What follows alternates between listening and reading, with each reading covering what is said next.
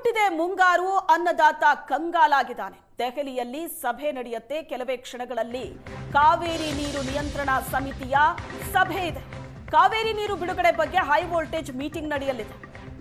ಕಾವೇರಿ ಕೊಳ್ಳದ ಸದ್ಯದ ಸ್ಥಿತಿ, ಒಳಹರಿವು, ಹೊರಹರಿವು, ಇದರ ಬಗ್ಗೆ ಚರ್ಚೆ ಆಗುತ್ತೆ. ಮುಂಗಾರು ಕೈ ಕೊಟ್ಟಿದೆ. ಕೆಲವು ಭಾಗಗಳಲ್ಲಿ ಮಾತ್ರ ರಾಜ್ಯದಲ್ಲಿ ಹಾಗೆ ನೋಡಿದ್ರೆ ಮಳೆ ಆಗಿರೋದು. ಇನ್ನು ಹಲವು ಭಾಗಗಳಲ್ಲಿ ಮಳೆನೇ ಇಲ್ಲ. ಮುಂಗಾರು ಕೈ ಕೊಟ್ಟಿರೋದ್ರಿಂದ ಪರಿಸ್ಥಿತಿ ಮುಂದಿನ ದಿನಗಳಲ್ಲಿ ಮತ್ತಷ್ಟು ಬಿಗಡಾಯಿಸುತ್ತೆ. ಇವತ್ತು ಕಾವೇರಿ ನೀರಿಗೆ ಸಂಬಂಧಪಟ್ಟ ಹಾಗೆ ಸಭೆ ಇದೆ, ಮಹತ್ವದ ಸಭೆ. ಕಾವೇರಿ ಕೊಳ್ಳದ ಸದ್ಯದ ಸ್ಥಿತಿ, ಒಳಹರಿವು, ಹೊರಹರಿವು ಬಗ್ಗೆ ಚರ್ಚೆ ಆಗುತ್ತೆ.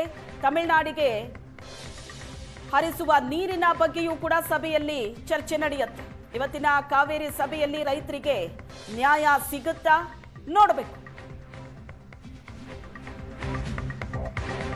ಕಾವೇರಿ ಕೊಳ್ಳದ 4 ಜಲಾಶಯಗಳಲ್ಲಿ ಇರೋದು 56 ಟಿಎಂಸಿ ನೀರು. ಕಳೆದ ವರ್ಷ ಇದೇ ದಿನ ಡ್ಯಾಂನಲ್ಲಿ 114 ಟಿಎಂಸಿ ನೀರು ಸಂಗ್ರಹ ಇತ್ತು. ಇಷ್ಟೊತ್ತಿಗೆಲ್ಲ ಜೂನ್ ಮುಗಿದು ಜುಲೈ ಕೂಡ ಅರ್ಧ ಮುಗಿದೋಗಿದೆ. ಕಾವೇರಿ ಕೊಳ್ಳದ 4 ಜಲಾಶಯಗಳಲ್ಲಿ ಒಟ್ಟು 56 ಟಿಎಂಸಿ ನೀರಿದೆ ಈ ವರ್ಷ. ಕಳೆದ ವರ್ಷ ಇದೇ ಸಮಯದಲ್ಲಿ 114 ಟಿಎಂಸಿ ನೀರಿತ್ತು. ಈಗ 4 ಜಲಾಶಯಕ್ಕೆ ಇರೋದು ಕೇವಲ 8,000 ಕ್ಯೂಸೆಕ್ ನೀರು. ಜೂನ್ 23ರ ಮೀಟಿಂಗ್ನಲ್ಲಿ ನೀರಿಗೆ ತಮಿಳುನಾಡು ಆಗ್ರಹಿಸಿತ್ತು, ನಮಗೆ ನೀರು ಬೇಕು ಅಂತ. ಜೂನ್ 9 ಟಿಎಂಸಿ, ಜುಲೈನ 31 ಟಿಎಂಸಿ ನೀರಿಗೆ ತಮಿಳುನಾಡು ಆಗ್ರಹ ಮಾಡಿದೆ. ಮುಂಗಾರು ಕೊರತೆಯಿಂದ ಡ್ಯಾಂ ತುಂಬಿಲ್ಲ ಅಂತ ಕರ್ನಾಟಕ ತನ್ನ ವಾದವನ್ನ ಮುಂದಿಡ್ತಾ ಇದೆ.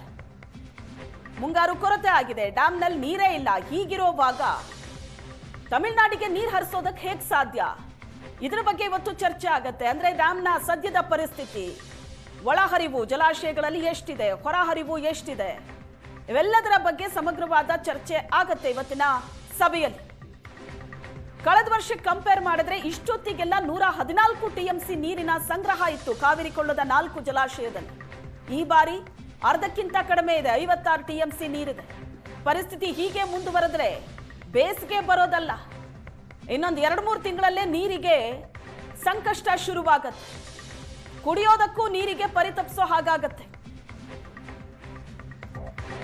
ದೆಹಲಿಯ ಕಾವೇರಿ ಸಭೆಯತ್ತ ರಾಜ್ಯದ ರೈತರ ಚಿತ್ತ ಇದೆ. ಕೆಆರ್ಎಸ್ನಿಂದ ನಾಲೆಗಳಿಗೆ ನೀರು ಬಿಡೋದಕ್ಕೆ ರೈತರು ಪಟ್ಟಿಡಿದಿದ್ದಾರೆ. ಸಭೆ ನಂತರ ನೀರು ಬಿಡೋದ್ರ ಬಗ್ಗೆ ತೀರ್ಮಾನ ಅಂತ ಸಿಎಂ ಹೇಳಿದ್ರು.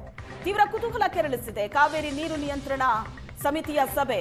ರೈತರ ಆಕ್ರೋಶದ ನಡುವೆ ನಿರ್ಣಯಕ್ಕೆ ಕಾಯ್ತಾ ಇದೆ ರಾಜ್ಯ ಸರ್ಕಾರ. ನಾಲೆಗೆ ನೀರು ಹರಿಸಿ ಬೆಳೆ ರಕ್ಷಣೆಗೆ ಅನ್ನದಾತರು ಆಗ್ರಹಿಸ್ತಾ ಇದ್ದಾರೆ. ಮುಂಗಾರು ಬಂದಿಲ್ಲ, ಹಾಗಾಗಿ ಕೃಷಿ ಚಟುವಟಿಕೆಗಳಿಗೆ ಯಾರು ಹೋಗಬೇಡಿ ಅಂತ ಈಗಾಗಲೇ ಸರ್ಕಾರ ಕೂಡ ಸೂಚನೆ ಕೊಟ್ಟಿದೆ ರೈತರಿಗೆ. ಯಾಕಂದ್ರೆ ಈಗಿರುವಂತಹ ನೀರು ಕುಡಿಯೋದಕ್ಕೆ ಕಷ್ಟ. ಹಾಗಿರುವಾಗ ಕೃಷಿ ಚಟುವಟಿಕೆಗಳಿಗೆ ನೀರು ಹರಿಸೋದಕ್ಕೆ ಸಾಧ್ಯ ಇಲ್ಲ ಅಂತ. ಆದ್ರೆ ರೈತರು ಕಾಯ್ತಿದ್ದಾರೆ. ಈ ಬಗ್ಗೆ ಹೆಚ್ಚಿನ ಡೀಟೇಲ್ಸ್ ಅನ್ನ ಕೊಡ್ತಾರೆ ನಮ್ಮ ದೆಹಲಿ ಪ್ರತಿನಿಧಿ ಮಂಜುನಾಥ್ ಸಂಪರ್ಕದಲ್ಲಿದ್ದಾರೆ. ಮಂಜುನಾಥ್, ಇವತ್ತು ನಡೆಯುವಂತಹ ಕಾವೇರಿ ನೀರಿಗೆ ಸಂಬಂಧಪಟ್ಟ ಈ ಸಭೆ ಬಹಳ ಮಹತ್ವವನ್ನ ಪಡ್ಕೋತಾ ಇದೆ. ಒಂದು, ಇಲ್ಲೇ ಜಲಾಶಯಗಳಲ್ಲಿ ನೀರಿಲ್ಲ, ಆ ಪರಿಸ್ಥಿತಿಯಲ್ಲಿ ತಮಿಳುನಾಡಿಗೆ ನೀರು ಬಿಡೋದಕ್ಕೆ ಹೇಗೆ ಸಾಧ್ಯ? ಸೊ ಇದನ್ನ ಯಾವ ರೀತಿ ಮನವರಿಕೆ ಮಾಡ್ಕೊಡೋದಕ್ಕೆ ತಯಾರಿ ನಡೆದಿದೆ?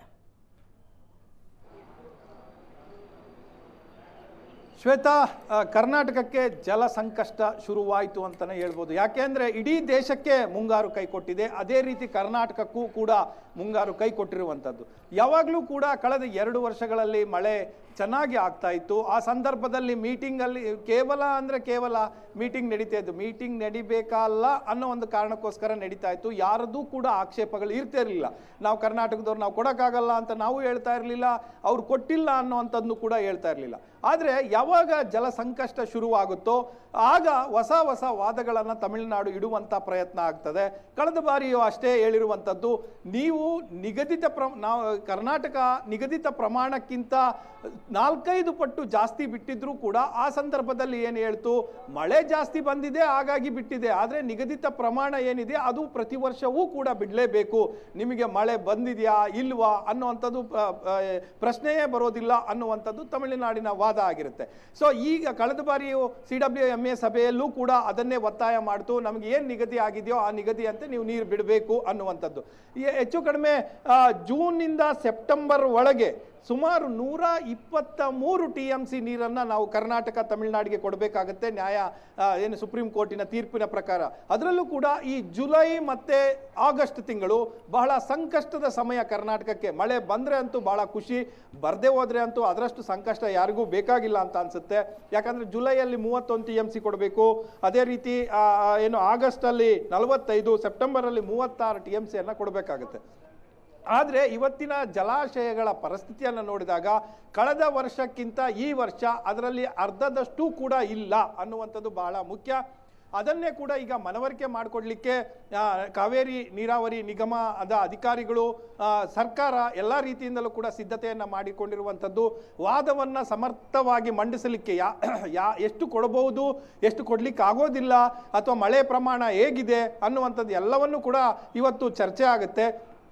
ಏನು ಕಾವೇರಿ ಕೊಳ್ಳದ ಜಲಾನಯನ ಪ್ರದೇಶದಲ್ಲಿ ಸ್ಥಿತಿಗತಿ, ಮೊದಲನೇದಾಗಿ ಅಜೆಂಡಾದ ಮೊದಲ ಪಾಯಿಂಟ್ ಅದು ಸ್ಥಿತಿಗತಿ ಹೇಗಿದೆ, ಮುಂದೆ ಮಳೆ ಬರುವ ಸೂಚನೆ ಇದೆಯಾ ಇಲ್ವಾ, ಅಥವಾ ಮುಂದೆ ಈಗ ಮುಂಗಾರು ಇಲ್ಲಿ ಕೈ ಕೊಡ್ತು ಕರ್ನಾಟಕಕ್ಕೆ, ಆದರೆ ಮುಂದೆ ಅದು ತಮಿಳುನಾಡಿಗೆ ವರವಾಗಬಹುದಾ, ಅಲ್ಲಿ ನೀರು ಸಂಗ್ರಹಿಸ್ಕೊಳ್ಳುವಂಥದ್ದು ಹೇಗೆ, ಈ ಎಲ್ಲ ಅಂಶಗಳನ್ನು ಕೂಡ ಚರ್ಚೆ ಆಗುತ್ತೆ. ಜೊತೆಗೆ ಕಳೆದ ದಿನಗಳಲ್ಲಿ ಬಿಟ್ಟಂತಹ ನೀರನ್ನು ಯಾವ ರೀತಿ ಯುಟಿಲೈಸೇಷನ್ ಮಾಡಿಕೊಂಡಿದೆ ತಮಿಳುನಾಡು ಅನ್ನುವಂಥದ್ದು ಕೂಡ ಚರ್ಚೆಗೆ ಬರುತ್ತೆ. ಸೊ ಈ ಎಲ್ಲ ಅಂಶಗಳು ಚರ್ಚೆ ಮಾಡಿ ಒಂದು ತೀರ್ಮಾನಕ್ಕೆ ಬರುತ್ತೆ. ಕೊಡಬೇಕಾದ್ರೆ ಎಷ್ಟು ಕೊಡಬೇಕು, ಫ್ಲೋ ಹೆಂಗಿರಬೇಕು, ಯಾವತ್ತಿನ ಒಳಗಾಗಿ ನೀವು ಕೊಡಬೇಕು, ಇವೆಲ್ಲವೂ ಕೂಡ ಇರುತ್ತೆ. ಆದರೆ CWRCನೇ ಅಂತಿಮನ ಅನ್ನುವಂಥದ್ದು ಕೂಡ ಇರುತ್ತೆ. ಯಾಕಂದರೆ ಹೆಚ್ಚು ನೀರು ಕೊಡಿ ಅನ್ನುವಂಥ ಸಂದರ್ಭದಲ್ಲಿ ನಮಗೆ ಇಲ್ಲದ ಹೊತ್ತಲ್ಲಿ ಬೇರೆಯವರಿಗೆ ಹೇಗೆ ಕೊಡುವಂಥದ್ದು ಪ್ರಶ್ನೆ ಬರುತ್ತೆ. ಆಗ ಕರ್ನಾಟಕ ಸರ್ಕಾರ CWMA ಮುಂದೆ ಹೋಗ್ಬೋದು, ಅಥವಾ ಸುಪ್ರೀಂ ಕೋರ್ಟ್ಗೆ ಹೋಗಿ ಈ ಸಂದರ್ಭವನ್ನು ಎಕ್ಸ್ಪ್ಲೈನ್ ಮಾಡಿ ಬರ್ಬೋದು. ಸೊ ಇಂಥ ಸ್ಥಿತಿಗಳನ್ನು ಕಳೆದ 2 ವರ್ಷಗಳಿಂದ ಕರ್ನಾಟಕ ಎದುರಿಸಿತ್ತು. ಸೊ ಈಗ ಪುನಃ ಅದು ಬಂದಿದೆ, ಮುಂಗಾರು ಕೈಕೊಟ್ಟ ಪರಿಣಾಮ ಇವತ್ತಿನಿಂದ ಒಂದು ರೀತಿಯಲ್ಲಿ, ಯಾಕಂದರೆ ಜುಲೈಯಲ್ಲಿ ಹೆಚ್ಚು ನೀರನ್ನು ನಾವು ಕೊಡಬೇಕಾಗುತ್ತೆ ತಮಿಳುನಾಡಿಗೆ. ಈ ಸಂಕಷ್ಟದ ಪರಿಸ್ಥಿತಿಯನ್ನು ಹೇಗೆ ಮ್ಯಾನೇಜ್ ಮಾಡುತ್ತೆ ಅನ್ನುವಂಥ ಪ್ರಶ್ನೆ ಈಗ ಉಳಿದಿರುವಂಥದ್ದು. ಇವತ್ತು ಸಮರ್ಥವಾಗಿ ವಾದ ಮಂಡಿಸಲಿಕ್ಕೆ ಕರ್ನಾಟಕ ಸರ್ಕಾರ ಎಲ್ಲ ರೀತಿಯಿಂದ ತಯಾರಿಯನ್ನು ನಡೆಸಿದೆ. Shweta. Yes, thank you Manjunath.